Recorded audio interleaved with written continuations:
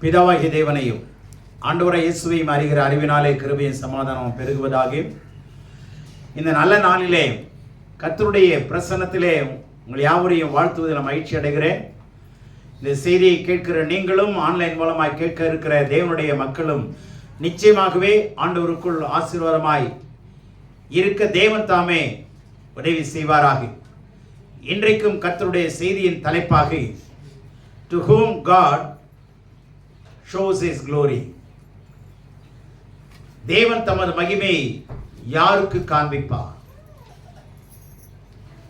தமது மகிமையை தேவன் யாருக்கு காண்பிப்பார்?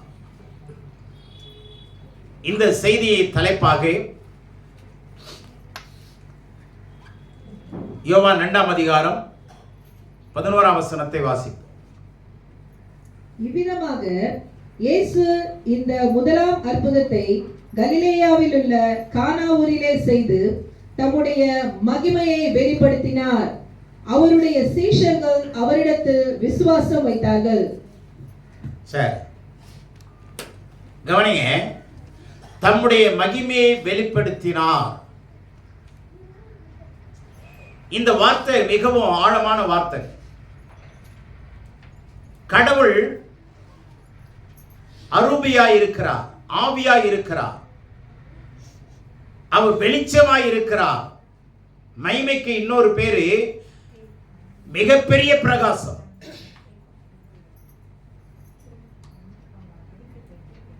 மிகப்பெரிய பிரகாசம், கண்டால் பார்க்க முடியாத பிரகாசம். அந்த மகிமையை தேவன் ஆதி மனுஷனாகிய முதல் மனிதனாகிய ஆதாம் மேலே வைத்திருந்தார்.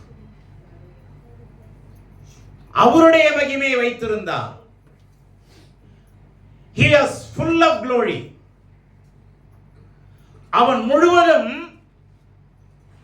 மகிமையினாலே மூடப்பட்டிருந்தான். அந்த மகிமையே அவனுக்கு உடையாய் இருந்தது. நல்லா கவனிச்சுங்க. ஆதாமும் ஏவாளும் மகிமையை உடுத்தி இருந்தார்கள். யாருடைய மகிமையை? தேவனுடைய மகிமையை. அதுதான் அவர்களுக்கு ஆடையாய் இருந்தது. அப்போ ஆண்டவருடைய மகிமையும் ஆதாம் மேல் இருந்த மகிமை ரெண்டும் ஒன்று. ஆகவே ரெண்டு பேரும் ஒரே பிளாட்ஃபார்ம்ல இருந்து பேசிக் கொண்டார்கள். ஆண்டவரும் பரலோகத்திலிருந்து இறங்கி வந்து அந்த ஏதேன் தோட்டத்துக்குள்ளே வந்து ஆதாமோடு இணைந்து ஒரே பிளாட்ஃபார்ம்ல நின்று ஒருவரோடு ஒருவர் பேசிக் கொண்டார்கள். அந்த மகிமையை அவன் கீழ்ப்படியாததனால இழந்து போனான். மறுபடி ஆண்டவர் அதை ரெஸ்டோர் பண்ணி மனிதனுக்கு கொடுக்கத்தான் மனிதனாக பிறந்தார். ஆண்டவர் மறுபடி பிறந்ததுக்கான நோக்கம், ஆண்டவர் மனுஷனாய் பிறந்ததற்கான நோக்கம் என்ன?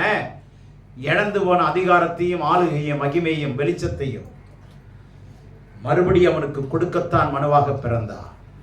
அல்லேலூயா. அந்த மகிமையை எப்படிங்க நாம புரிந்து கொள்றது? ரட்சிக்கப்பட்ட எல்லார் மேலும் கடவுளுடைய மகிமை இருக்குங்க. ரட்சிக்கப்பட்ட எல்லார் மேலும் கடவுளுடைய மகிமை இருக்கு. ஆனா நீங்க உணர மாட்டேன்றது, அதுதான் பிரச்சனை. எவ்வளவு அவங்கவுங்களுக்கு கொஞ்சம் கொஞ்சம் இருக்கும். கண்டிப்பா அவங்களுடைய விசுவாசத்தின்படி, உண்மையின்படி, நீதியின்படி, உங்களுடைய ஆண்டவருக்குள்ளே நடந்து கொள்ற கற்புள்ள நடக்கையின்படி கண்டிப்பா உங்களுக்கு இருக்கும். அந்த மகிமையை புரிந்து கொள்ளுங்கள்.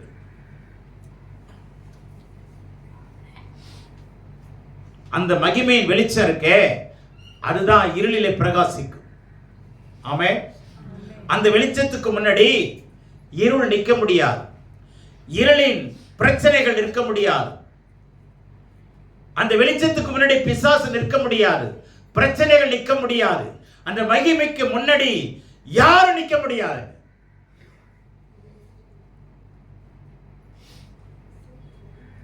நான் அதிகமாக நேசிக்கிற ஒரு உலக அளாவிய தீர்க்கதரிசியில ஒருவர் அவருடைய மெசேஜை நான் கேட்கும்படி என்னுடைய போன்ல நான் தேடினேன்.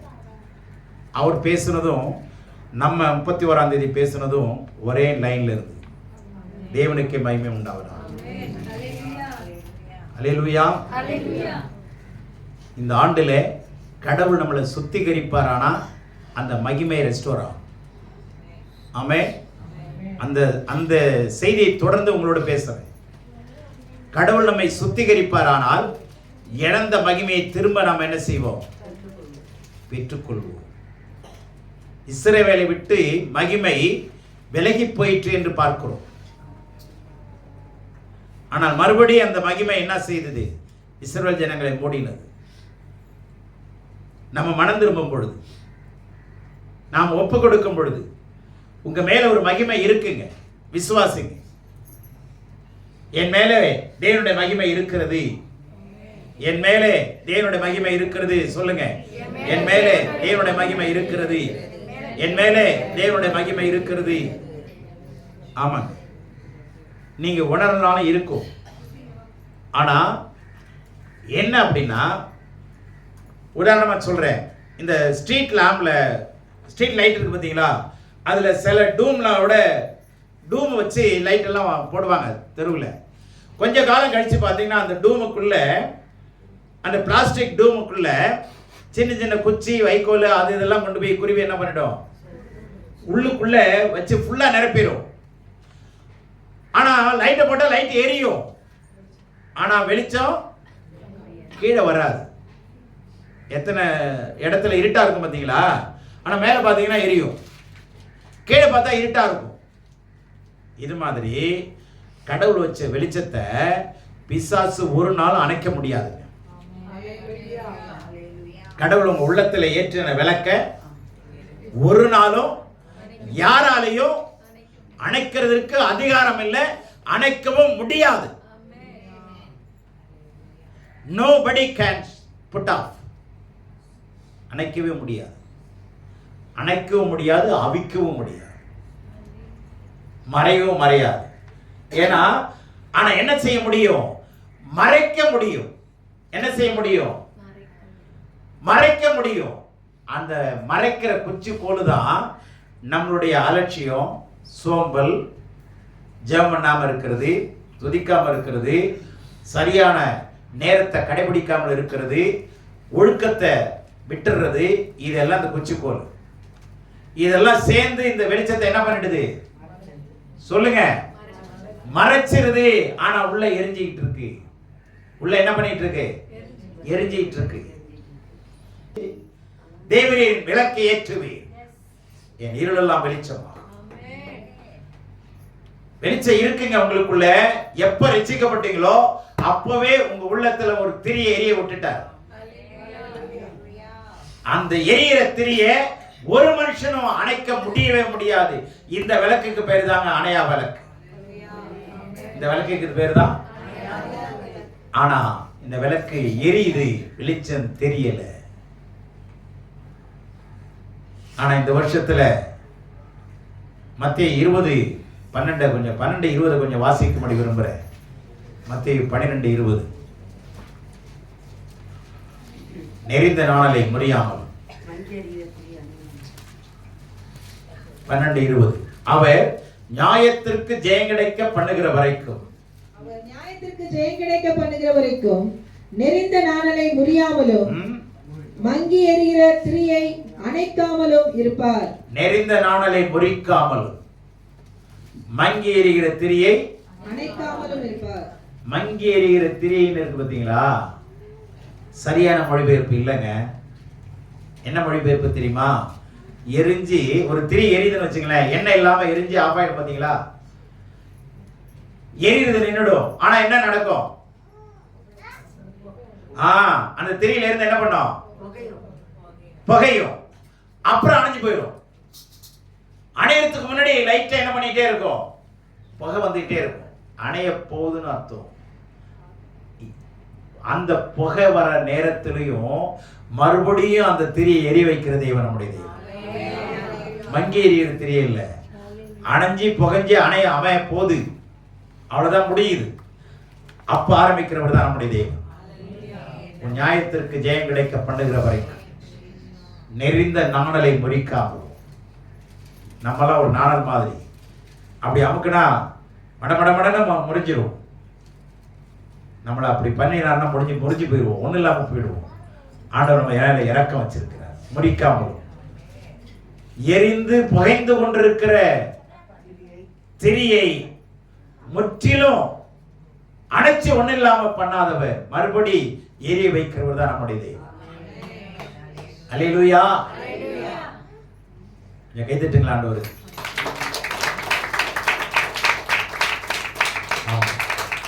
ஆண்டவர் இருளை ஒளியாக்குனார், ஆனா அந்த ஒளியை இருளாக்கிட்டு இருக்கிறோம். ஒவ்வொரு நாளும் சாப்பிட்டு சாப்பிட்டு சாப்பிட்டு சாப்பிட்டு தூங்கி தூங்கி தூங்கி என்ன பண்ணிட்டே இருக்கிறோம்? கொஞ்சமா வெளிச்சத்தை மங்க பண்ணி கொண்டிருக்கிறோம். ஆனால் இந்த ஆண்டு ஆண்டவர் சாட்டை எடுப்பார். மங்கி எறிய திரியெல்லாம் ஆண்டவர் ஓங்கி எறிய செய்வார். மங்கி எறிய திரியெல்லாம் ஆண்டவர் ஓங்கி எறிய செய்வார். இந்த மகிமையை வெளிப்படுத்தத்தான் கர்த்தர் அற்புதம் செய்தார். கர்த்தர் அற்புதம் செய்ததுனால மகிமை வெளிப்படல, மகிமை அவர் மேல இருந்ததுனால அற்புதம் நடந்தது. நன்றாய் புரிந்து கொள்ளுங்கள். மகிமை அவர் மேல முழுவதும் இருந்ததுனாலே, அளவில்லாத மகிமை அவர் மேல இருந்ததுனாலே அற்புதம் அங்கே வெறும் தண்ணீர் திராட்சரசமாய் மதுரமான திராட்சரசமாய் மாறினது. காரணம் என்னன்னா, அவர் மேல முழுவதும் மகிமை இருந்தது.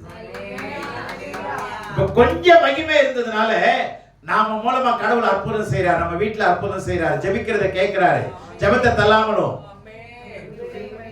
அவருடைய கிருபையை நம்ம விட்டு விளக்காமலும் இருந்த தேவனுக்கு ஸ்தோத்திரம். மனோஜிக்காக ரொம்ப நாள் ஜெபம் பண்ணி விட்டுட்டேங்க. ஆனா அந்த ஜெபத்தோட கேட்டு திருப்பி கொண்டு வந்தாருன்னா ரொம்ப சந்தோஷப்படுறேன்.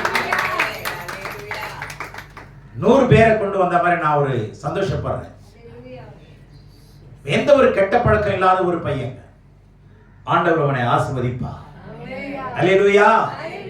நிச்சயமாகவே உட்கார்ந்திருக்க ஒவ்வொருவருக்கா நான் ஜெபம் பண்றேன். இனிமேலும் பண்றேன்.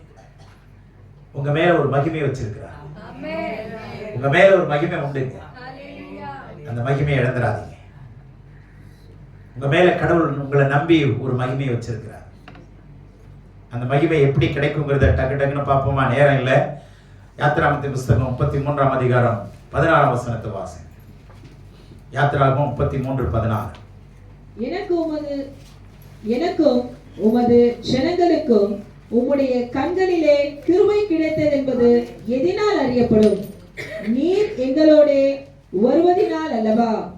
இப்படியே பூமியின் மேலுள்ள ஜனங்கள் எல்லாரிலும் நானும் உம்முடைய ஜனங்களும் விசேஷித்தவர்கள் என்று விளங்கும் என்றான். கவனிங்க, இது ஆங்கில மொழிபெயர்ப்புல எடுத்துக்கொள்ளுங்க. அதுல என்ன இருக்குதுன்னா, இதை விட மாத்தி இருக்கு. தமிழ்ல இங்கேயும் சரியா இல்லை. எனக்கும் உமது ஜனங்களுக்கும் உடைய கண்களில் கிருபை கிடைத்தது என்பதை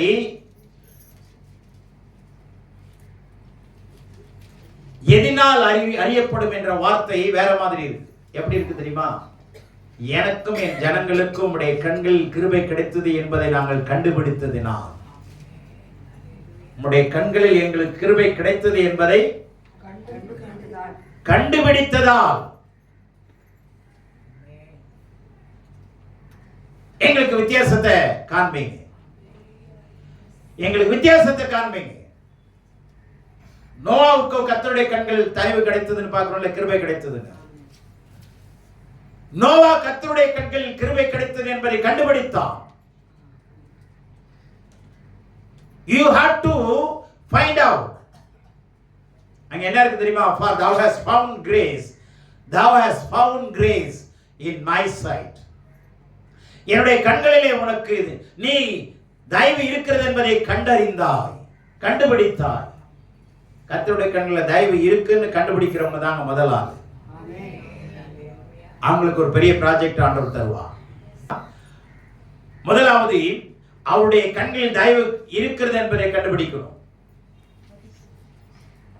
17 பாருங்களேன். அப்பொழுது கர்த்தர் ம், மோசேயை நோக்கி, ம். நீ சொன்ன இந்த வார்த்தையின்படியே செய்வேன். ஆ, என் கண்களில் உனக்கு கிருபை கிடைத்தது. உன்னை பேர் சொல்லி அழைத்து அறிந்திருக்கிறேன் என்றார். என்னுடைய கண்களில் கிருபை இருக்கிறது என்பதை நீ கண்டுபிடித்ததனால் நான் உன்னை பேர் சொல்லி அழைத்திருக்கிறேன். புரிஞ்சதா இப்போ? உம்முடைய கண்களில் எனக்கு கிருபை கிடைத்தது, உனக்கு கிருபை கிடைத்தது என்று நீ அறிந்திருக்கிறதுனால, கண்டுபிடித்ததுனால உன்னை நான் பேர் சொல்லி அழைத்திருக்கிறேன். என்னுடைய பிள்ளைகளே, கர்த்தருடைய கண்களில் உங்களுக்கு தயவு இருக்குங்கிறத கண்டுபிடிங்க, ஒத்துக்குங்க, ஏத்துக்குங்க, நன்றி சொல்லுங்க. ஆண்டவரே, உங்களுடைய கண்களில் எனக்கு கிருபை கிடைத்தது. நோவா அந்த நாட்களில் நீதிமானா இருந்தான். ஏன்? கர்த்தருடைய கண்களில் தயவு இருக்குதுன்னு கண்டுபிடிச்சிட்டாங்க. கண்டுபிடிக்கணும். நீதிமொழியில சாலமன் சொல்றாரு, காரியத்தை மறைப்பது தேவனுக்கு மேன்மை, காரியத்தை ஆராய்வதோ ராஜாக்களுக்கு மேன்மை. ஆராய்ச்சி பாருங்க, ஆராயுங்க, ஆராய்ச்சி பண்ணுங்க. எஸ்ரா ஆராய்ச்சி பண்ணணும், தாவீது ஆராய்ச்சி பண்ணணும். எதை? வேதத்தை, வேத வசனங்களை ஆராய்ச்சி பண்ணுங்க. அப்போ தேவ மகிமை வெளிப்படும். ஆமென், அல்லேலூயா. சும்மா மேலோட்டமா வாழ்றவங்களுக்கு இல்ல, மேலோட்டமா வந்து போறவங்களுக்கு இல்ல. நீங்க சாப்பாடு செய்யும் போது நீங்க அந்த கரண்டி வச்சு கிண்டி விடாம விட்டீங்கன்னா கீழே இருக்கிறது ரொம்ப வெந்துரும், மேல இருக்கிறது வேகாம இருக்கும். சரியா ஒத்துக்கிறீங்களா? அதனாலதான் என்ன பண்றோம்?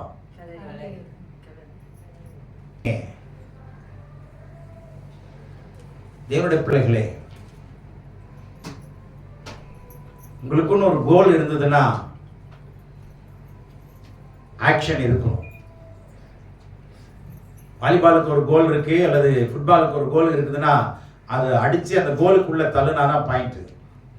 சும்மாவே விளையாண்டு கிடந்தா என்ன கோல்னு நம்ம என்றது முடியாது. அதனால தயவுசெய்து உங்களுடைய கிரியைகளை காண்பீங்க. தயவுசெய்து கொஞ்சம் பிரயாசப்படுங்க. கடவுளுடைய கண்களில் உங்களுக்கு தயவு இருக்கா இல்லையா கண்டுபிடிங்க. கண்டுபிடிச்சு நன்றி சொல்லிட்டீங்கன்னா அடுத்தது என்ன நடக்கும் தெரியுமா? அவர் நல்ல கவனிங்க, 16 வசனத்துல கண்டுபிடிச்சதுனால எதனால அறியப்படும்னா, நீர் எங்களோடு வருவதுனா. நீங்க கண்டுபிடிச்சீங்கன்னா கர்த்தர் உங்களோட வருவா.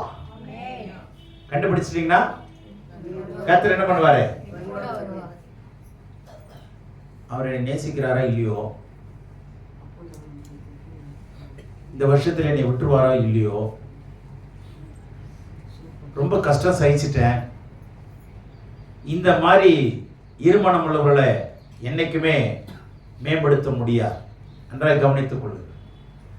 கடவுளுடைய கண்களில் உங்களுக்கு எனக்கும் உலகத்தில் இருக்கிற மக்களுக்கு கிடைக்கலங்க, உங்களுக்கு எனக்கு கிடைச்சிருச்சுங்க. எத்தனை பேர் ஏத்துக்கிறீங்க? உங்களுக்கு எனக்கும் கடவுளுடைய கண்களிலே தயவு கிடைச்சிருச்சு. 127 நாட்டை ஆண்ட அகாஷ்வேரனுடைய ராஜாவுடைய கண்களில் எஸ்தருக்கு தயவு கிடைத்தது. கண்டுபிடிச்சிட்டா.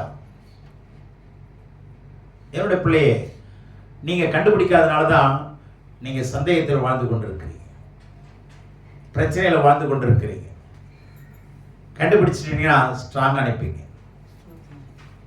ஆண்டவர் என்னை கைவிட மாட்டார். ஆண்டவருக்காக இனிமே நான் வாழ போறேன். என்னை விசாரிக்கிற ஒருவர் எனக்கு இருக்கிறார்.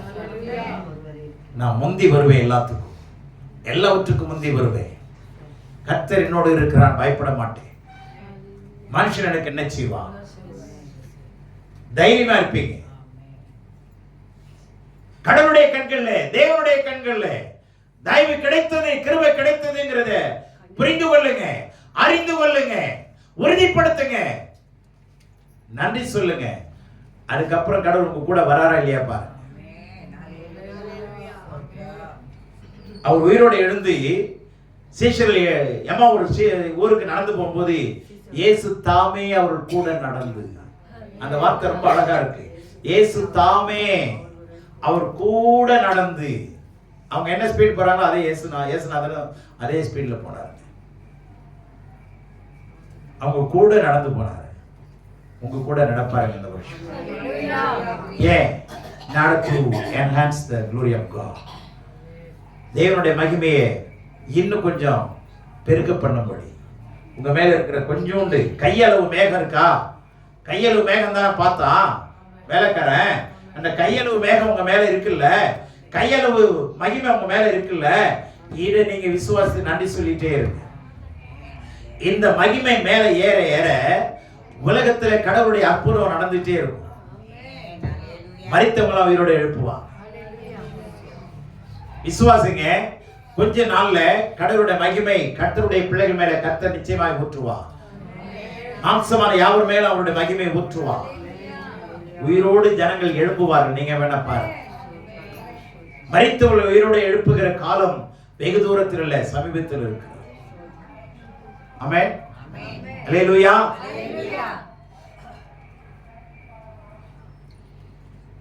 கர்த்தருடைய தயவுனால சொல்றேன், 2 பேரை மரித்தோரிலிருந்து உயிரோடு எழுப்ப தேவன் எனக்கு உதவி செய்தார். ஒன்று KMC-ல, இன்னொன்று வீட்டுல மரித்து 15 மணி நேரம். இன்னொரு சகோதரி, வாலிப சகோதரி மரித்து மாச்சுரிக்கு கொண்டு போற நேரம். எப்ப மரிச்சாங்கன்னு தெரியாது. மாச்சுரிக்கு டாக்டர் கொண்டு போறதுக்கு டாக்குமெண்ட் எழுதிட்டு இருக்காங்க. அட்டாப்சின்னு சொல்லுவாங்க, மரண அறிக்கை.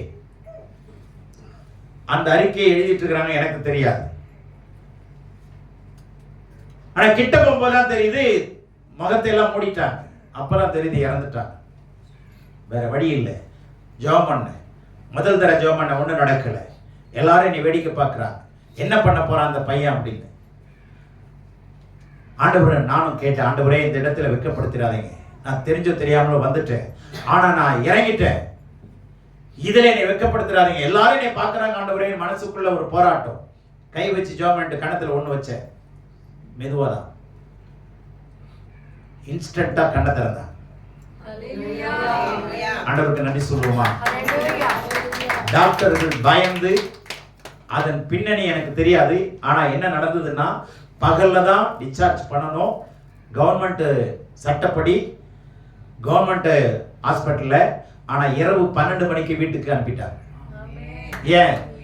மார்ச்சரிக்கு அனுப்ப வேண்டிய பாடி எப்படி உயிர்ப்பிச்சுன்னு கேட்டு ஏதாவது ஒன்று வந்து நம்மளை தூக்கி உள்ள வச்சிருவான்னு சொல்லி உடனே என்ன பண்ணாங்க, வீட்டுக்கு அனுப்பிட்டாங்க. கொஞ்சம் மகிமைங்க அந்த வேலையை செஞ்சதுங்க. கொஞ்சம் மகிமைங்க அந்த வேலையை செய்ய முடியும். தயவுசெய்து உங்களையும் அதுல பயன்படுத்த மாட்டார் நம்புறீங்களா? பயன்படுத்த மாட்டாரா? கடவுளுடைய மகிமை உங்க மேல இருக்கு, நான் வச்சது இல்ல. கடவுளுடைய மகிமை உங்க மேல இருக்கு. கையை நீட்டுங்க, செங்கடல் பிளக்கும். வெறும் வாயை பிளந்தா பத்தாது. எதை நீட்டணும்? கையில இருக்கிற கோலை நீட்டுங்க. உங்க காலை வைங்க, யோர்தான் 2ஆ பிரியும். ஆமென். கொஞ்சம் மகிமை உங்க மேல இருக்கு. விசுவாசிங்க, கீழ்ப்படிங்க. கீழ்ப்படிய மகிமை மேல வந்துட்டே இருக்கும். நீங்க கீழ்ப்படிய மாட்டேன், நான் இப்படிதான் இருப்பேன் அப்படின்னா இருக்கிற மகிமையை விட்டுருவோம். நாட்கள் பொல்லாதவனால் காலத்தை பிரயோஜனப்படுத்திக் கொள்ளும். கடவுள் உங்களை நம்பி உங்க மேல ஒரு கிருபையும் உங்க மேல ஒரு மகிமையும் வல்லமையும் வச்சிருக்கிறாரு, அபிஷேகத்தை வச்சிருக்கிறாரு. லெத்தார்ஜிக்கா நீங்க வாழ்ந்துட்டு இருந்தீங்கன்னா, அதாவது பரவாயில்ல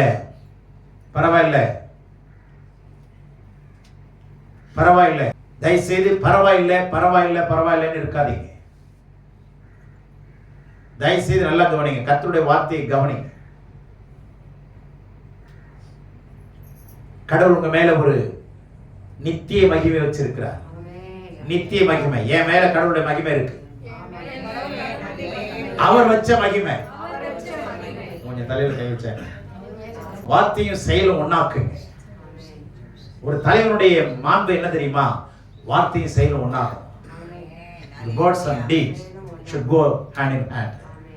Words and deeds should go hand in hand. கையோடு கை கோர்த்து போகணும். வார்த்தையும் செயலும். தேவனுடைய மகிமையை கடவுள் உங்க மேல வச்சிருக்கிறார். நிச்சயமா அந்த மகிமையை விட்டுறாதீங்க. அதை காத்துக்கொள்றது உங்களுடைய வேலை, நம்முடைய வேலை. உங்களுடைய கிரியையினாலே, உங்களுடைய ஜெபத்தினாலே, உங்களுடைய விசுவாசத்தினாலே, உங்களுடைய கற்பினாலே, உங்களுடைய நல்ல நடக்கையினாலே, முன்மாதிரியான வாழ்க்கையினாலே தயவு செய்து உங்களுக்கு கொடுக்கப்பட்ட மகிமையை காத்துக்கொள்ள கடவீர்கள். அபாரமான மகிமைங்க அது. கடவுளால் கொடுக்கப்பட்ட மாசு இல்லாத மகிமை. இதன் மேல கவனமாயிருங்க. ஒரு $10,000 மதிப்புள்ள ஒரு தோடு போட்டிருக்கிறீங்க. கவனம் இல்லாம தூங்குவீங்களா? சொல்லுங்க. $1,00,000 தோடுங்க போட்டிருக்கிறீங்க. ட்ரெயின்ல கவனம் இல்லாம தூங்குவீங்களா? இறுக்கி போட்டு மூடிட்டுருவோம். மூஞ்சவும் சேர்த்து மூடிடுவோம். காதோட பிடிங்கிறான். இப்போ காதோட அறுத்துட்டு ஓடிடுறான். காதாவது மொத்தமா பிடிக்கிறான். மகிமை இழந்துராதீங்க. இது கடவுள் உங்களை நம்பி கொடுத்தது. இந்த நாட்களிலே நீ மௌனமாய் இருந்தால் ரட்சிப்பு வேறொரு இடத்திலிருந்து வரும். யூதருக்கு ரட்சிப்பு வேறொரு இடத்திலிருந்து வரும். ஆனால் நீயும் உன் வீட்டாரும் நியாய தீர்ப்புக்கு தப்பிக்க முடியாது. நல்லா கவனிங்க. ஆகவே முதலாவது அவருடைய கண்கள்ல தயவு இருக்குன்னு கண்டுபிடிச்சிருங்க. இரண்டாவது அவர் உங்க கூட வருவார். மூணாவது அந்த வசனத்தின் கடைசி பகுதியை வாசிங்க. 16வது வசனத்தினுடைய கடைசி பகுதி. நானும் உம்முடைய ஜனங்களும் விசேஷித்தவர்கள் என்று விளங்கும் என்றான். நானும் என்னுடைய ஜனங்களும். மோசேயே, நீயும் உன் ஜனங்களும் விசேஷமானவர்களாய் மாறிட்டீங்க. ஏன் தெரியுமா? You have found out the grace which is in my sight. Amen. Hallelujah. என்னுடைய கண்களில் இருந்த கிருபையை நீ கண்டுபிடிச்சிட்ட. அதனால நீ இனிமே சாதாரண ஆள் இல்லை. நீ ஒரு சாதாரண ஆமா, நீ விசேஷமான மனுஷி. விசேஷமானவங்களுக்கு விசேஷமான பாதுகாப்பு கொடுக்கப்படும். விசேஷமானவங்களுக்கு விசேஷமான பாதுகாப்பு கொடுக்கப்படுமா இல்லையா? ஆமாங்க, கொடுக்கப்படும். விசேஷமான அன்பளிப்பு கொடுக்கப்படும். விசேஷமான அன்பளிப்பு கொடுக்கப்படும். இது எதனால் விசேஷித்தவன்? நான் தினந்தோறும் என்ன பண்ணுவேன்? அதை யோசிப்பேன். எந்த வேலையும் செய்ய மாட்டேன். அதுல அப்படித்தானே இருக்கு. நான் என்ன பண்ணுவேன்? யோசிப்பேன்.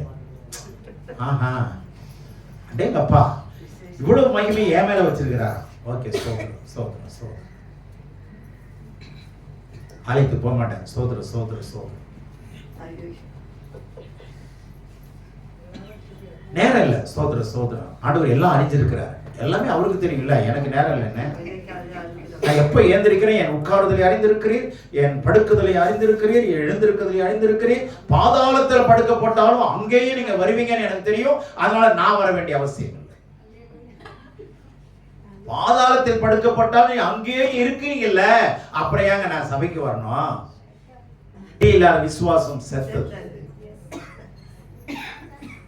Faith needs corresponding action.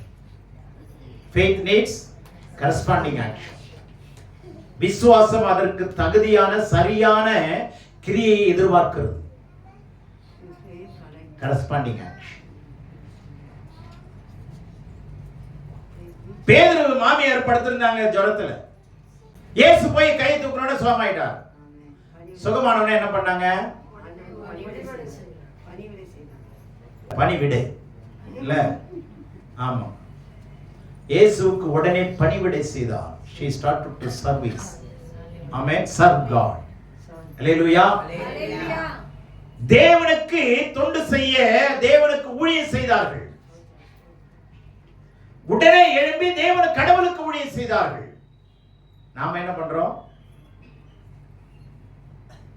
எப்படி ஆண்டவர் நம்ம கூட தொடர்ந்து வருவார்னு நினைக்கிறீங்க? சில பேர் நம்ம கூட தொடர்ந்து வந்த பாப்பா யாரும் அதை அழைச்சு தொடர்ந்து நம்ம கிட்ட வரா பாப்பாங்கல்ல. இப்ப கடவுள் உங்க கூட இருக்கிறாரா, கூட வராரா இல்லையா? சரி, கூட வந்து என்னதான் செய்யறாரு? நீங்க காப்பி குடிக்கும் போது அவர் என்ன பண்றாரு? அவருக்கு ஒரு காப்பி கொடுத்துட்டு உட்கார்ந்து இருக்கிறோமா? என்ன பண்றோம்? அவரு மகிமை அவர் மேல இருந்ததுனால என்ன நடந்தது? குஷ்டரோகிகள் சுகமானார்கள், கண்ணில்லாதவர்கள் சுகமானார்கள், செவிடர்கள் கேட்டார்கள், ஊமையர்கள் பேசினார்கள், மரித்தவன் உயிரோடு எழும்பினான். தேவனுடைய பிள்ளையே, கடவுளுடைய மகிமை உங்க மேல இருந்த அந்த அற்புதங்கள்லாம் இனிமே நடக்க ஆரம்பிக்கும். உங்க குடும்பத்துல நடக்க ஆரம்பிக்கும்.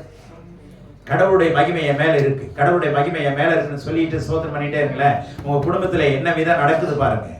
அப்படி நீங்க புரிஞ்சுக்கிட்டீங்க, நடந்தீங்கன்னா உங்க கூட கடவுள் சேர்ந்து நடப்பார். Nobody can stand against you. Joshua counter சொன்னாரு, நீ உயிரோடு இருக்க நாளெல்லாம் ஒருவனும் உனக்கு முன்பாக எதிர்த்து நிற்பது இல்லை. Nobody can stand against you until you, as long as you live. As long as you live. நீ வாழ்கிற காலம் வரைக்கும், கடைசி மூச்சு வரைக்கும் ஒருவனை உனக்கு முன்பாக எழுப்ப முடியாது. மோசே ஒருவரை கூட யுத்தம் பண்ண போனது இல்லைங்க, ஒரு தடவை கூட. ஆனா யோசுவா 31 ராஜாக்களை ஜெயித்த மாபெரும் மனிதன். ஆமென். யுத்த வீரன். அவன் பிராக்டிஸ் எடுத்தானா? மிலிட்டரியில போய் சேர்ந்திருந்தானா? கர்த்தர் யுத்தங்களுக்கு படிப்பிக்கிறது. என் கைகளை போருக்கும், என் விரல்களை யுத்தத்திற்கும் படிப்பிக்கிறது. கையை ஓங்கினா போதுங்க, சூரியன் நின்னுடும். கையை நீட்டினா போதும், சந்திரன் என்ன பண்ணும்? நின்னுடும்.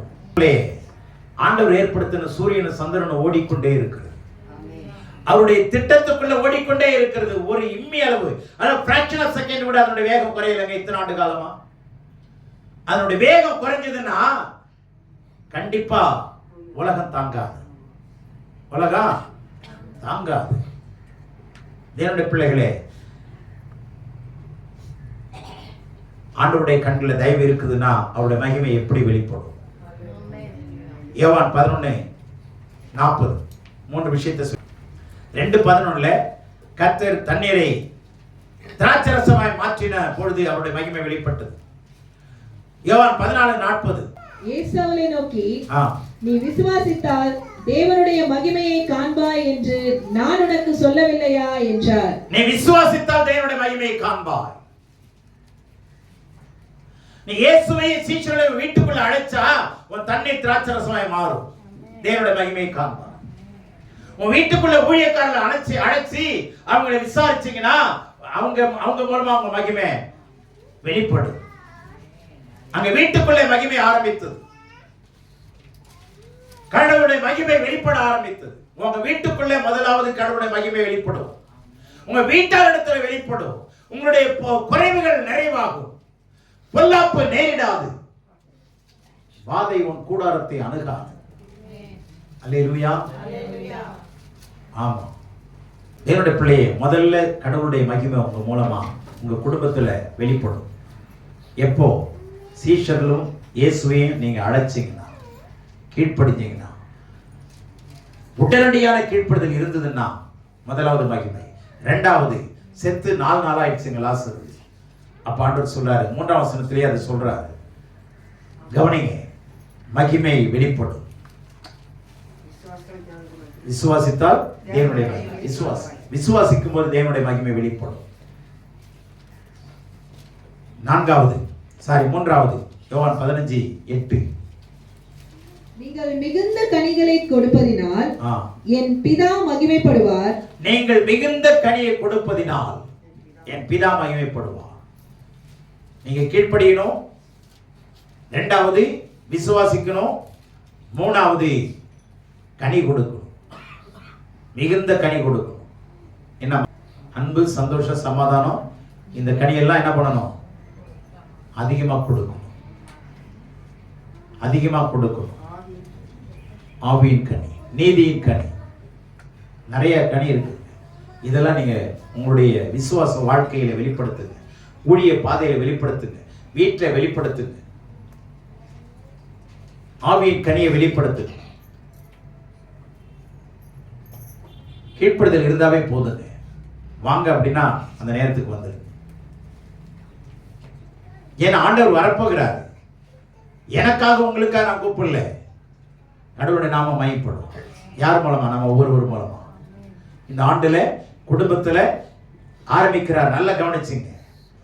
கீழ்ப்படியும் பொழுது தண்ணீர் திராட்சரசமாய் மாறுது தேவனுடைய மகிமை அங்கு பார்த்தார்கள். அநேகர் விசுவாசித்தார்கள். அநேகர் விசுவாசித்தார்கள். ஒண்ணுமே சொல்லலைங்க. தண்ணி திராட்சரசம் வச்சு நிறைய பேர் ரட்சிக்கப்பட்டுட்டாங்க. உங்க வீட்டை சுத்தி இருக்கிற மக்கள் சீக்கிரமா ரட்சிக்கப்படுவாங்க. உங்க மேல இருக்கிற மகிமையை கர்த்தர் காண்பிக்க வைப்பார். நீங்க ஃபைண்ட் அவுட் பண்ணுங்க. கடவுள் உங்களிடத்துல உங்க வீட்டை சும்மா வைக்காதீங்க. உங்களுடைய நேரத்தை சும்மா எங்க வந்தீங்கன்னு கேட்டா சில பேர் சொல்லுவாங்க தெரியுமா, சும்மா வந்தேன். சில பேர் கேட்கிற கேள்வியில வித்தியாசம் இருக்கும்.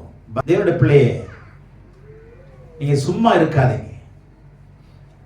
சும்மா இருக்காதீங்க. தயவு செய்து ஏதாவது செய்து கொண்டிருங்கள். ஆமென். கிறிஸ்துவுக்காக எதையாவது செய்யும்படி. அப்படின்னா தேவன் சொன்னதை செய்யும்படி எதையாவது இல்லை, தேவன் சொன்னதை செய்யும்படி எதிர்பாருங்க. ஏக்கமுள்ளவர்களாயிருங்க. எப்படி ஆகியும் கடவுளுடைய நாமத்தை நான் மகிமைப்படுத்தும். either my deed or my word. என் வார்த்தையினாலாவது என் கிரியையினாலாவது நான் ஆண்டவருடைய நாமத்தை என்ன பண்ணணும்? மகிமைப்படுத்தி ஆகணும். இந்த வருஷத்துல என் வீட்டை பயன்படுத்துவேன், என் வாகனத்தை பயன்படுத்துவேன், என்னையே பயன்படுத்துவேன். கர்த்தருக்கு கீழ்ப்படிந்த தேவனுடைய மகிமை, விசுவாசித்தால் தேவனுடைய மகிமை, மிகுந்த கனி கொடுத்தால் தேவனுடைய மகிமை, அந்த கனி நினைத்திருந்தால் இன்னும் மகிமை. கர்த்தர் தாமே நம்மை ஆசீர்வதிப்பாராக. ஆமென்.